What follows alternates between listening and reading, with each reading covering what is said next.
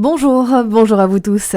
C'était il y a près d'un mois, une femme de 32 ans avait été abattue devant son domicile à Besançon par son ex-compagnon de 34 ans. Pourtant, la victime avait déposé 2 plaintes contre lui. Justement, la Fondation des femmes et l'Union nationale des familles de féminicides demandent la création d'un observatoire national des féminicides.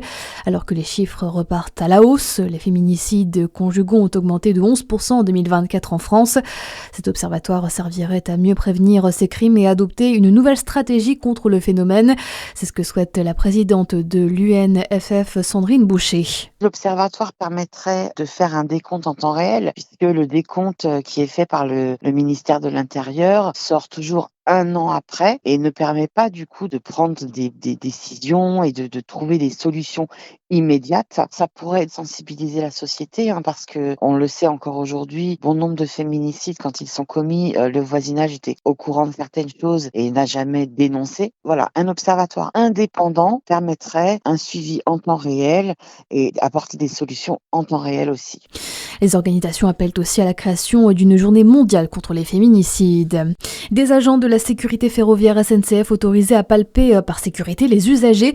C'est en effet ce que prévoit l'arrêté du 4 décembre publié par la préfecture de Saône-et-Loire dans 4 gares du département, dont celle de Châlons du 19 décembre au 5 janvier, en réponse à la dégradation de la sécurité constatée depuis début 2025.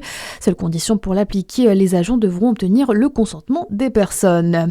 L'info, c'est aussi quelques jours après l'incendie du collège Champollion à Dijon. Une vingtaine d'élèves du collège qui s'est réunie hier pour écrire et chanter. Une façon de surmonter collectivement ce dramatique incident. Dès demain, ils retrouveront une partie de l'équipe pédagogique à la Maison de la Jeunesse, l'essentiel pour échanger avec les enseignants avant de partir en vacances. Alors que leur retour en classe ne se fera pas avant 2026, les professeurs ont alerté le ministre de l'Éducation nationale, Édouard Geffray. Dans le reste de votre actualité générale, c'est loin d'être un cadeau de Noël pour beaucoup de jeunes. Parcoursup fait son grand retour. La plateforme pour l'enseignement supérieur ouvre de manière consultative aujourd'hui. La prochaine étape, le 19 janvier, avec le début des inscriptions. Les candidats pourront créer leur dossier et formuler jusqu'à 10 vœux avant le 12 mars prochain. Et puis on connaît les dates des soldes d'hiver 2026. Elles se dérouleront du mercredi 7 janvier au mardi 3 février dans la majorité des départements métropolitains ou encore en Martinique, en Guyane et à Mayotte. Les professionnels qui espèrent faire mieux en 2026 après des résultats compliqués cette année.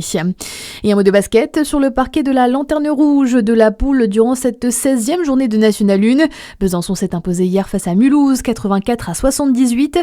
Les Bisontins restent derniers au classement de la Poule B. Voilà pour l'essentiel de vos informations au plus près de chez vous. À suivre votre météo sur Fréquence Plus.